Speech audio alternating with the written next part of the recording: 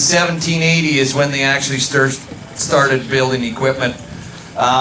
This vertical or high-speed compact disc is what we call it.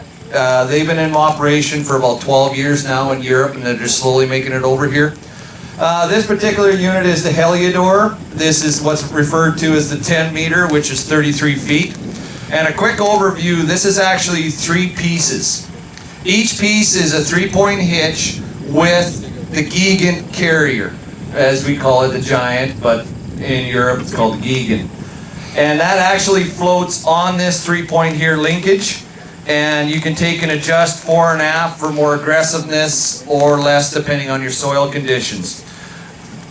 This runs 18-inch notch blades, and the unit is 435 pounds per foot, has an operating depth of 1 to 3 inches. This thing loves to operate between 8 and 12 miles an hour. Generally, 8.5 is kind of its sweet spot. This is all the way to the unit as the thing runs in the field. As the unit runs in the field, the wheels actually are not on the ground. They're not supporting any weight to the unit. It actually only delivers about 5% hitch weight, and 95% of all the weight of the unit actually rides on these rollers. Now, in discussing these rollers, there's actually 19 different styles of rollers. Today, we offer 2 different. The most popular one has been what's the round bar, which is corkscrewed, and the flat bar. This will actually give you your smoothest finish. It'll give you like a tabletop finish. In some places that's good, some places it's bad, because it will blow, because it'll pulverize it totally. So we can go with round bar, front and back, which is going to leave it a little looser, a little more clumps to it. It's not going to finish it as much. The third one that we use is a knife roller. It's very similar to the P30 Packers. Everybody remembers the FlexiCoil P30 Packers, how they were diamond shaped, triangular shaped. They would take and press down, make rows. That is another knife one. And the other one that we started with is the ring roller, which is on the Reuben. That's the other one that we've been in very sticky ground. That one is 2.5 inches wide by 24 inch in diameter. These ones here are 14 inch in diameter. So again, all the way to the unit rides on the rollers. Okay, and that's why you get all your reconciliation. Your ground is firmly set into place. You can actually see, Todd, close your ears. All this area here we did with the Helidor last night. We shallowed it up and we just took and ran over it real quickly. And this is what you're seeing from out in the field. Everything that you've seen was right over top here. We just wanted to work this ground up a little bit. So just to give you a little bit more, this is your depth adjustment here. We're sitting in the number 2 position. This is actually your depth right here. The top row front is your shallowest, bottom row rear is your deepest, and again, this one will go 1 to 3 inches deep. One of the other things that we always run on these units, except for this model, we just wanted to go through a little bit more material. We actually have front leveling tines that we actually carry on this unit quite a bit.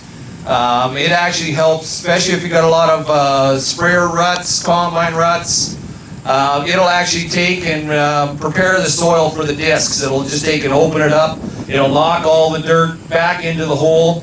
If you actually get on the leveling tines real hard, it will actually move stuff like molehills, stuff like that. It'll actually just take and it'll grab and move dirt.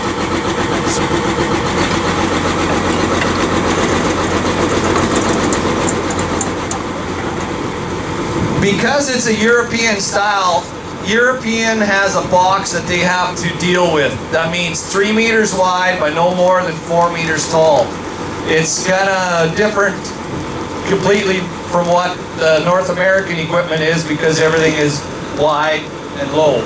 But this thing actually for putting into storage, because lots of guys like it, that it really goes into the shed real nice and easy if you guys store your tillage. But basically, as you see here, the main cylinder just takes and lifts it up, lifts it all the ways up, and then it'll take and fold into that 3 by 4 meter box. And then it just goes right in the transport. and that's how it transports.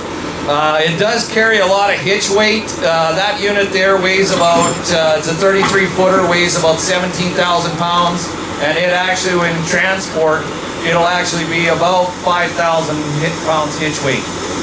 So it does have quite a bit. That's why we use the semis to move it around in the 3-ton.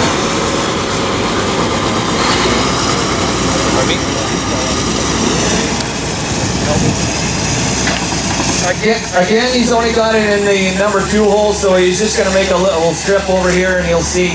Again, he's just going to get up to speed about 8 miles an hour.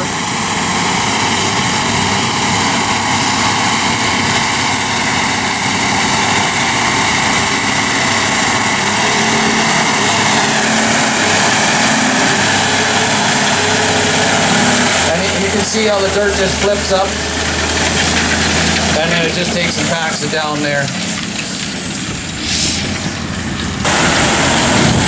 As you can see, there's not much for weight on the wheels.